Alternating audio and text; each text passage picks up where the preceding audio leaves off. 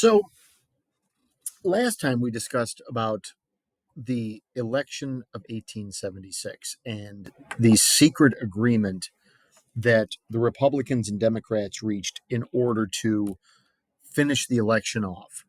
That agreement gave the Republicans the presidency and it gave the Democrats the end of Reconstruction. So Reconstruction is officially over with the Compromise of 1877. Hayes's election and inauguration brings about the end of the Reconstruction era. Out of the South, and by doing that, the Southern states are basically allowed to run themselves how they want to again. The states began instituting what become known as Jim Crow laws. They were based on the old black codes from before, on things that would restrict the activities of blacks. Now, it's a little bit tougher with the 14th and 15th Amendment in place, but they find creative ways of getting around them. They institute things like a poll tax, the idea in order to vote, you actually had to pay a tax. Now, that was blatantly unconstitutional and was struck down. So instead, they went with the concept called the literacy test, where you would have to actually read something and, in some cases, maybe explain it in order to vote. And what they were making illiterate poor whites read was vastly different than what they were making the largely illiterate black populace read. Within one election cycle, every single black black representative and black senator from the South were voted out or removed. All the Republicans were voted out or removed. And within a period of a few years, essentially the Ku Klux Klan and the Democrats were running the South again. One other little interesting thing here. Control is a raging debate in today's America. It is a huge issue over the Second Amendment. Very few people realize that the actual first limits put on gun ownership were done during the Jim Crow era by the Democratic governments of the South wanting to restrict blacks from the right to own firearms. So gun control in America really has its origins in the Jim Crow South. With the funding that it got from Congress, the South begins to rebuild itself. One of the consequences of the Reconstruction, which really should not be that surprising, is a deep-seated resentment that the South holds towards the Republican Party and towards African Americans. For approximately the next 80 years or thereabouts, 75 to 80 years, in virtually every election circumstance you can think of, the South will vote Democrat. There are a couple of exceptions to this, but the real key takeaway from this is that the Democratic South is basically a guarantee. If you're a Democrat, provided that you aren't somebody the Klan objects to, you're going to get every Southern state voting for you. This is what is referred to as the Solid South. The idea that as a bloc, Democrats can count on all the Southern states to vote Democrat,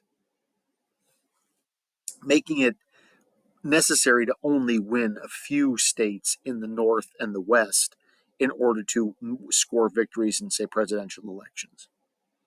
It also means pretty much that Congress, all the Southern representatives and senators will be Democrat.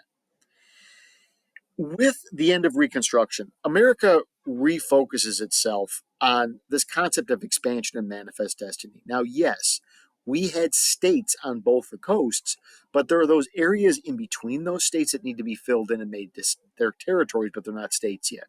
So we're going to move people out there and we're going to fill them in. Additionally, with the Battle of Little Bighorn, we have a new round of very intense Indian wars that crop up that will occupy American intentions for about the next 15 to 20 years. And the railroads continued their expansion across unorganized territory. And the railroad expansion brings with it a whole host of problems regarding corruption, economic problems and issues, and government overspending. There's also looking to the future. The Philadelphia World Expo really sort of renewed America and England's relationship. We had been on okay terms before, but England's appreciation of America's success and sort of like basically taking credit for it by, just saying that, well, really, they're nothing but displaced Englishmen, is one of those things where, they they come up and, the England slaps America on the back and says, "Darn son, I'm proud of you." And it's a beginning of rebonding there. Additionally, both countries have a healthy fear of the newly created German nation. Krupp's big guns will be a driving policymaker over the next 20 years for American government. And England's paranoia about Germany's military buildup will also be something that unites us and draws us closer together.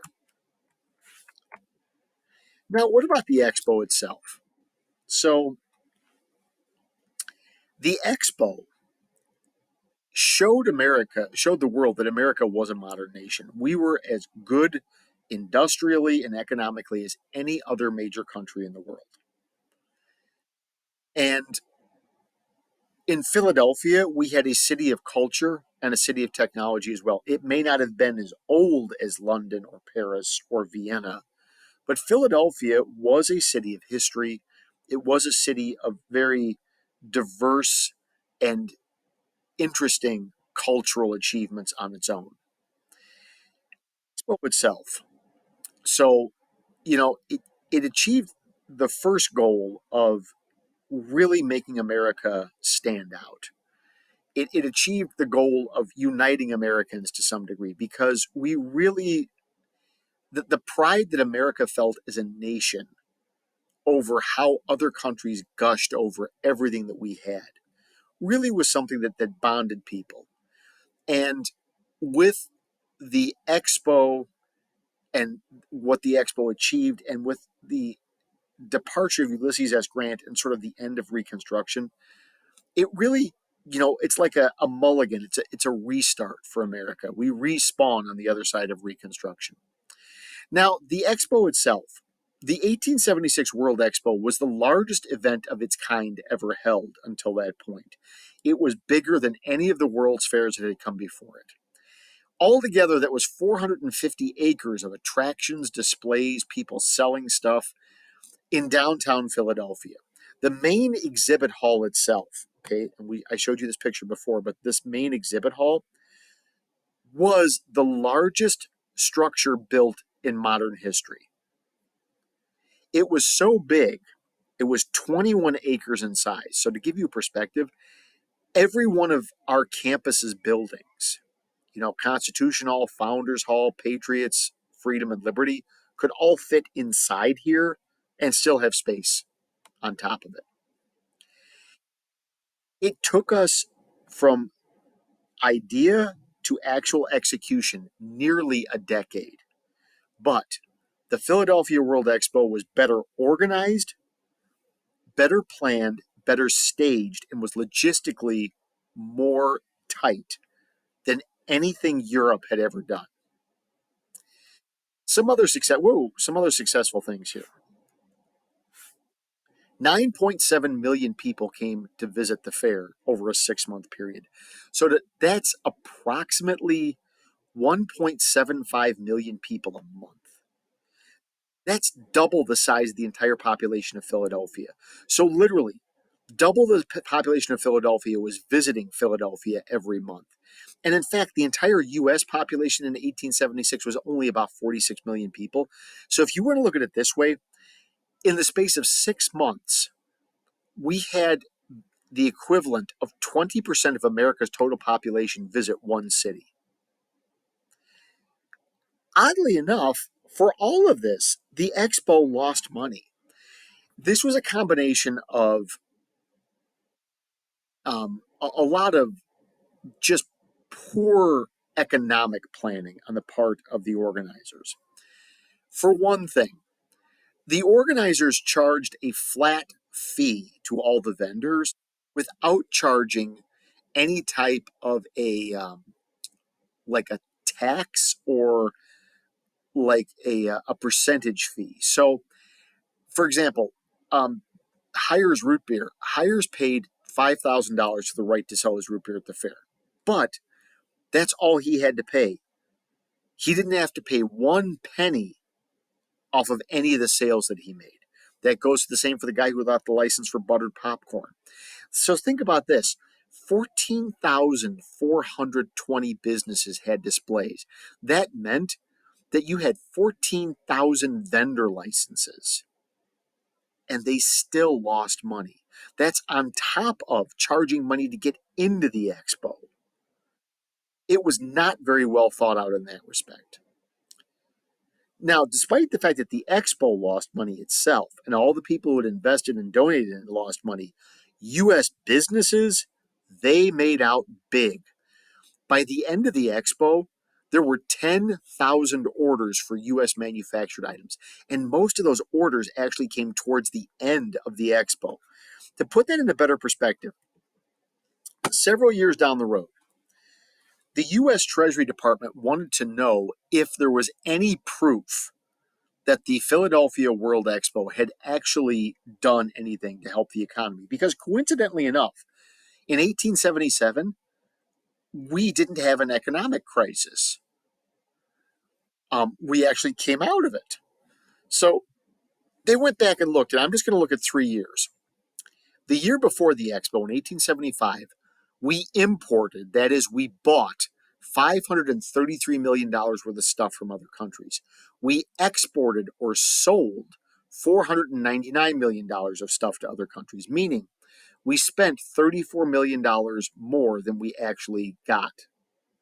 This was the year before the expo. The year of the expo, our imports, that's what we spend on foreign made products, dropped by $70 million.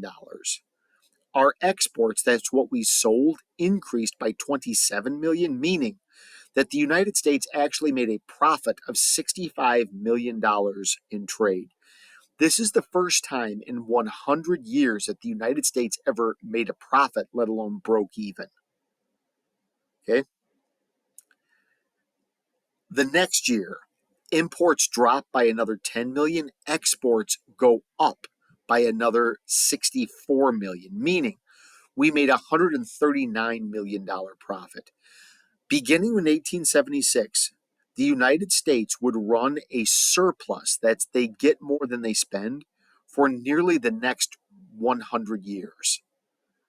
The conclusion of the Treasury Department was that the Philadelphia World Expo and its showcase of American entrepreneurism, its showcase of American industrial and technological talent, resulted in America's economic prosperity.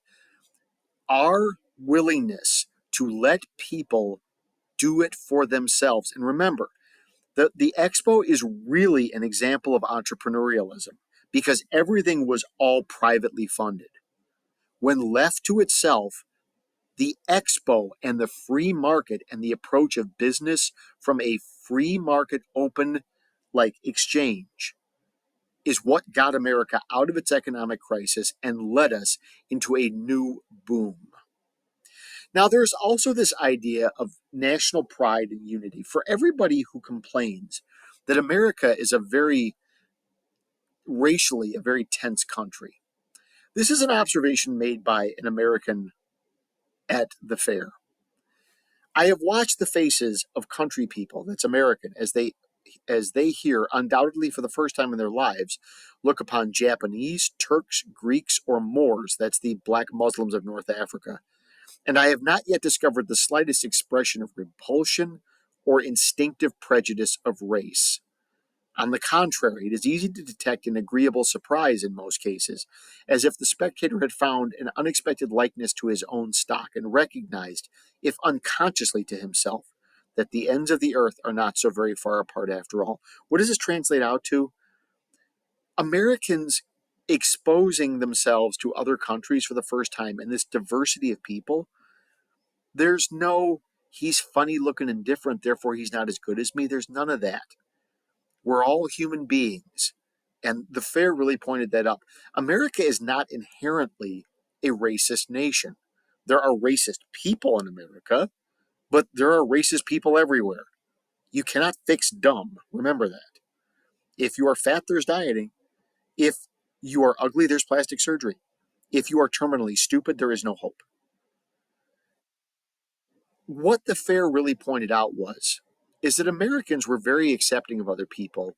It just sort of had to be on the right terms.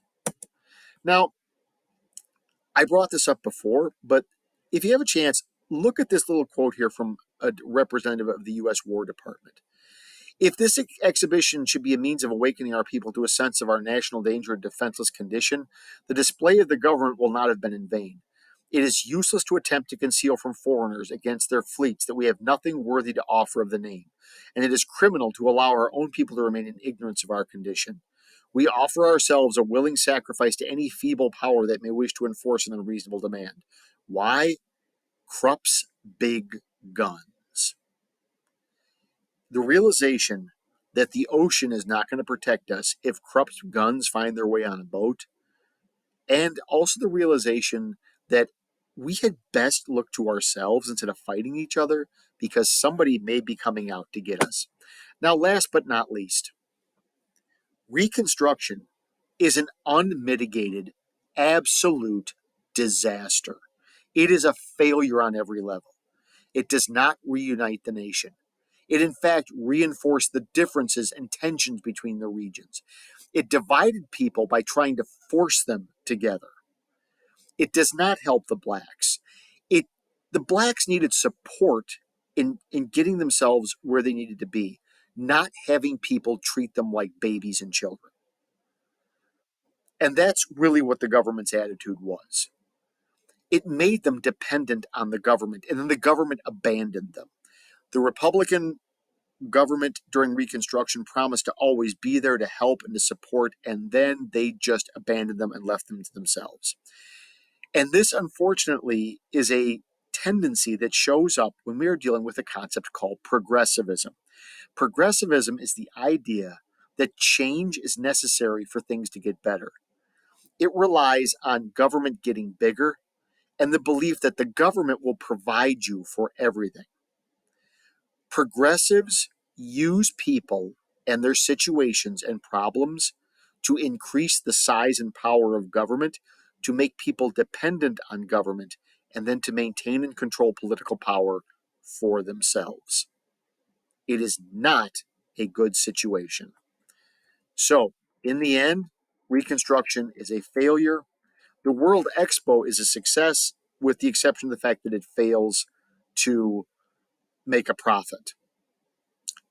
Now, next unit, we're going to be looking at where America goes after the Expo and after the end of Reconstruction. Peace and love.